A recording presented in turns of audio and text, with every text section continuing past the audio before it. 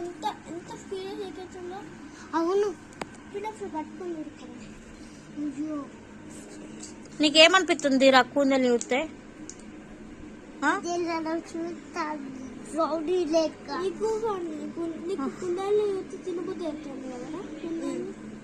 కుందేలు అయితే తినబుద్ధి అవుతుంది. నీకేమనిపిస్తుంది?